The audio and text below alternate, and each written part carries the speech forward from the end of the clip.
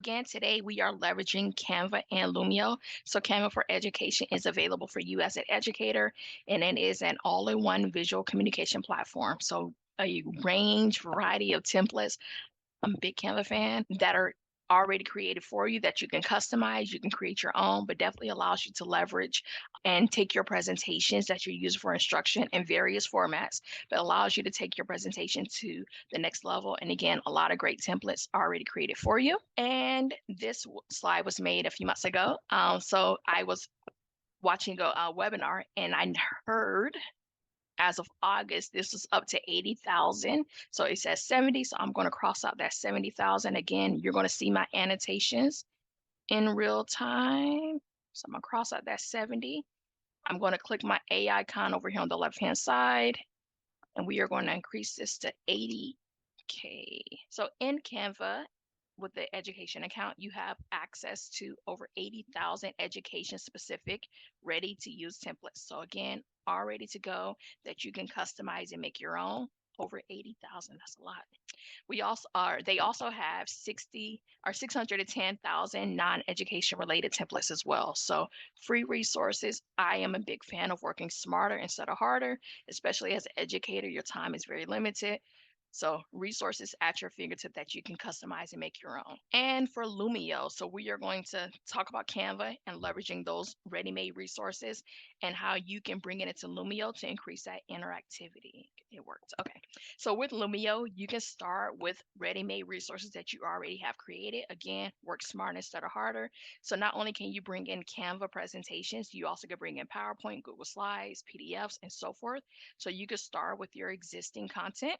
You can take it to the next level by enhancing it with game-based activities and ready-made resources such as digital manipulatives, graphic organizers. So now I can have my students interacting a little more and I can increase that engagement in my classroom. But again, there's other ways that students can interact with a page. So maybe I found a graphic organizer on Canva.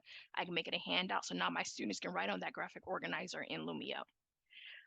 In addition to those, we also have PhET and Desmos simulations and graphing applications built in. So you can, again, take that learning to the next level, allowing them to engage in the activity. For your lesson delivery, so shout it out, you can capture your student's voice. One of my favorite features, I'm very passionate about it. I know I have another special education teacher in here. But students have different needs. So Immersive Reader is built into Lumio. An immersive reader will read and translate text for your students. For sharing your lesson, so we are delivering the lesson live right now. You're connected to my lesson live. You also have the ability to share a lesson with your students. So I'm going to click on my menu in the upper left corner. I have this share option. Two links are available. The bottom link is if I want to share with my students. Maybe I have a student absent and maybe I'm using Google Classroom. I can copy and paste that link for my students and they can have access to that lesson and kind of work at their own pace. Another option for the link is the top link is if you want to share with your colleagues or your team. So I made this amazing lesson starting in Canva, added some features in Lumio, and I want to share it with my team. Again, work smarter instead of harder. I can copy this link and share with them that way as well. So we're going to look at how to leverage both of these resources, as I kind of mentioned. We're going to start in Canva. We're going to export our lesson to Lumio. We're going to convert the pages to a handout, maybe some of the other options as well. We're going to add a game-based activity. We're not going to do the PhET and Desmos, but I'm going to show you how you could if you wanted to. And then we're going to add a shout it out activity. So how you can leverage Canva with this presentation, working smarter instead of harder, and then adding some interactive elements in Lumio. Yep, we'll stop here. Okay, so what I want you to do now is in the upper left corner of your screen, you have those three lines. I want you to leave my class. And then we're going to have you log into Canva and Lumio. That way you can practice a little bit today. I do want to mention with that people icon, let's say my students and I leave my class because students are students sometimes. I have the ability to press edit. I can select the students and I can remove the students from my class myself. So even if my students didn't sign out or leave my class as instructed, I have the ability to do that myself as a teacher. All right, once you finish that, We are going to start by signing into Lumio. I want you to log into Lumio. I know we have some beginners. So Lumio may be available in your app selector. So Lumio may be available in your app selector at the very bottom there. If it is not there, let me go back here. I'm going to put a link in the chat and I'm going to have you sign into Lumio. If you've never signed into Lumio before, we're going to make sure you sign in with Google. I'm going to kind of show what that looks like. You're going to click or select sign in or just put your mouse over sign in. You're going to choose teacher because now you're going to be returned to being a teacher. You just saw the student perspective in Lumio. Now you're going to click on teacher. And then you're going to select your Google or Microsoft and go ahead and sign in. Or create an account if you haven't created one. There may be some prompts after that, but go ahead and get signed into Lumio. Once you get signed in, you should see your Lumio homepage, which should look like this or similar. You may not have the same lessons I have or files, folders as I have currently, but once you get signed in, this is what the homepage kind of looks like.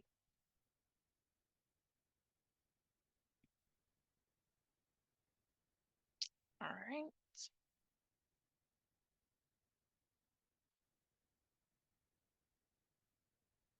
The other ask is for you to go ahead and get signed into Canva. I have my Lumio already logged in and I have Canva. I have a presentation opened already. I am in Canva. I have a presentation. There are a range of presentations you can start with. You can create your own, but I'm in my presentation.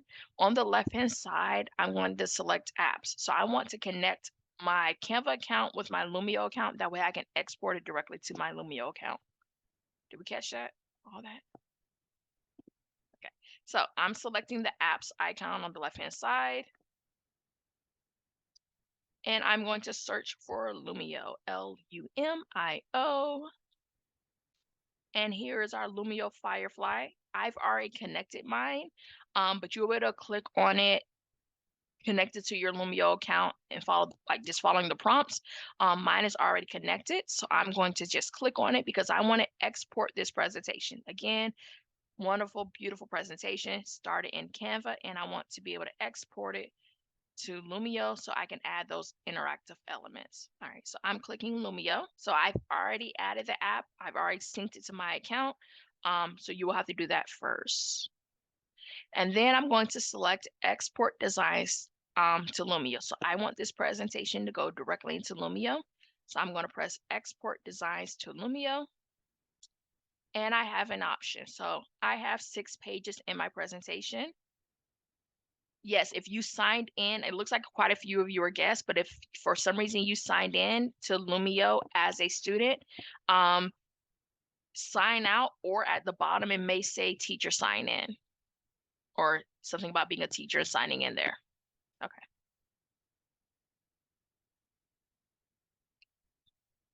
All right. So back here, again, I see my presentation. I do not want all of the pages, so I'm going to click that drop down arrow, deselect all the pages. If you wanted to export your whole presentation, by all means, you can export it all and then delete pages later.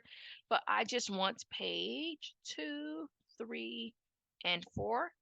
So I'm going to press done and I'm going to press export. So I want this presentation again to go into Lumio, my beautiful slides or presentations that I've already created in Canva. Okay, so it does provide you a link that I can copy and paste in my browser. But with Lumio, because I did sync it with my account, I can refresh my Lumio window. So here is that presentation that I just exported. I started in Canva. I built this beautiful presentation. I pressed the apps icon. Let me just backtrack a little bit. I clicked on Lumio. If you didn't see Lumio there, you're able to search for Lumio. Let me just So I was able to search for Lumio, click the Lumio icon, press export designs, and then I chose which pages I want to export, and I chose export. So that was in Canva. And then the next step will be to go back to my Lumio account or my Lumio tab, and I just refresh the screen, and there's that presentation. I want to take this presentation that was in Canva, that's now in Lumio, on this presentation that's in Lumio now, I'm going to press edit because I want to edit some things in Lumio. Now, I did a lot of prep work before this, so some of the tools or features you may not have quite yet just because you haven't had the opportunity to do it yet. But you can always just kind of simulate what I'm kind of doing. So I have a slide here or a presentation. I'm going to add those logos or icons for Canva and Lumio. So I'm going to click on my multimedia icon here. I'm going to click on this image icon. Michaela, so your question was, once we link our Canva to Lumio, are we required to do that each time? No, you are not. It is linked now for good. You can disconnect the link or uninstall or delete or something like that, but I did not have to do anything else. I just clicked the icon and I'm good to go. So it is just a one-time thing. So I'm clicking the image icon. I already have those images saved on my computer. So if you don't have any images saved, you can search online for images. You can find some clip art, but you can just kind of simulate what I'm doing. But again, you'll have the recording as well. So I'm going to upload the images because they are on my computer. So there's my beautiful icons. I'm going to select one. There's Canva. I'm going to add Lumio as well. Okay, so there's my icons. I'm just going to make them a little smaller. On this slide, I also had an arrow kind of pointing or the direction. So I'm going to add that in. And I'm moving a little fast here, just again for time purposes. Okay. But again, all I did was click on this multimedia icon. I added 2 images because they were on my computer, so I uploaded images. You also have the ability to use Bing Safe Search for images, or you can use the shapes and lines that are here. But I used the images that were downloaded on my computer. So that's how I added my Canva logo, my Lumio logo, as well as this arrow. And I have some text. I had on the original page some text. So I'm going to click my A icon, click on my screen. There's my text box. I already have my text typed out, so I'm just going to copy and paste. You will probably have to type it. Okay, I'm going to make my text box a little bigger. So I clicked on my text box, make it a little bigger. So I've added, the page looks very similar to what you saw initially, but I'm going to add my finishing touches on it now. So when you worked on the page, the logos were infinitely cloned. I mean, I had an infinite number of those logos. To do that for anything in Lumio, so whether it's text, whether it's my lines and shapes, whether it's pictures, all I have to do is click on the icon or the picture or the text, click my drop down arrow, infinite cloner. It was here all along, just hiding. So voila, and now I have an infinite number of that Canva logo. Now, I'm not going to pull it out. Just trust me, because if I pull it out, I have to do something with it or delete it. I don't want to do all that. So infinite cloner is just a click of a button. I'm going to do the same thing for my Lumio logo. So click on it, drop down arrow, and infinite cloner. Now, working with students, they are going to interact with this page. I don't want them moving my arrow, and I don't want them moving my or changing my text. So I'm going to click on that, click my drop down, and I'm going to lock it in place. That means my students will not be able to move it. So they'll be able to add, they'll be able to move the shapes, the logos if they needed to, and so forth, but they're not going to be able to move the content I don't want them to move. So again, click on the object, drop down arrow, I'm going to lock it in place. Same thing here. Any questions there? All right, keep me moving. And I'm watching the chat. On the second page, this is the page where you are moving that check mark. Same kind of concept. I'm going to click my multimedia icon, and I am going to click on my shapes and lines. Under my shapes, there is a check mark. Make it a little smaller. I can change the color if I wanted to, change the line thickness. For this check mark, I want it to be infinitely cloned as well. So I'm going to choose infinite cloner. With both of these pages, I converted the pages to an activity when we were presenting the lesson. You do have the ability to do that ahead of time. So if you're preparing your lesson ahead of time, you do have the ability to press this magic wand here, and I can make it interactive here. So if I wanted this one to be the whole class whiteboard, click of a button, and it tells me it's a whole class whiteboard. I get a screenshot behind it. Same thing with this one. I think we did a group workspace here. If I don't want this to be a workspace anymore, oops, I made a mistake. It happens. I just press edit activity and it's back to a static page. Usually what happens is down here at the bottom, this toolbar is kind of blocking it. It usually says this page is view only for students. So it tells you how the students are interacting with the page at the bottom. I just can't make the toolbar go away right now. So if I want to make it interactive, just click the magic wand and I can do that ahead of time. So you do not just have to do it during delivery. I do want to show the game and then I'm going to try to wrap it up. Plus sign in the bottom left corner is kind of being cut off a little bit, but the plus sign is how you add on to your lesson. So everything I've done so far started in Canva. I have not added any other interactive components from Lumio. So I'm going to press this plus sign and it opens up our dashboard. Here are all the options that you have in Lumio for engaging and interacting with your students. So I mentioned you can import material. YouTube videos have no ads, no pop-ups. There's my Desmos and FET.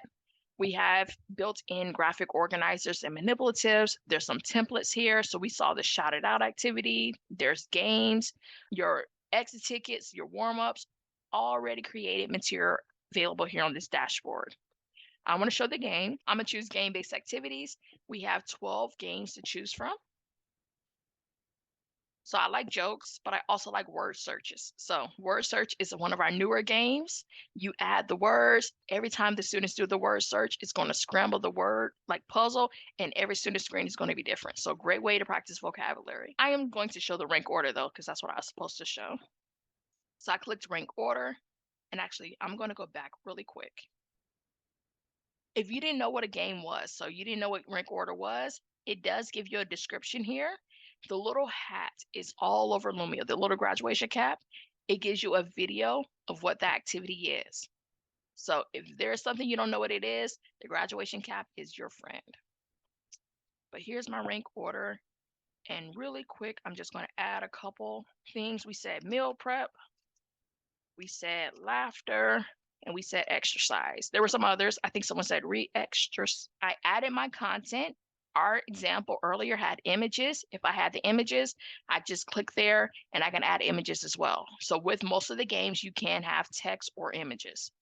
But for time purposes, I just use text.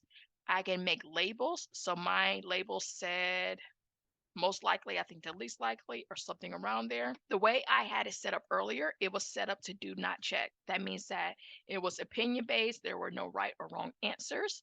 You do have the ability to have the answers checked as well. So instantly means as they answer it, if they get it correct, it matches. If it's incorrect, it pops back out and they can try it again. You also have the option to do it when prompted. Okay, so you can choose how your students get feedback from the game. I chose don't check. Press next. I get to pick a theme that's already created, and voila, there's my game. Plus sign, here's shout it out as well. You can choose categories. I've done randomized so far for both the examples. You can add a background, and this is how I added the background. I just chose custom. I'm not going to add it right now. The last thing I would do in my lesson is I would rename it. So I'm going to name this Managing Stress. Press finish editing, and it brings me back to my home page. If I wanted to start this lesson with my students, all I have to do is click on the lesson and press start, have my students connect to the lesson with my class ID. Again, that is available here with this people icon. So I can start the lesson to present it live with my students. The other option is 3 dots. I can get a share link and place this link here, bottom link for students, maybe in Google Classroom, or I can email it to my students, but you have this option as well, is providing them a share link of your lesson.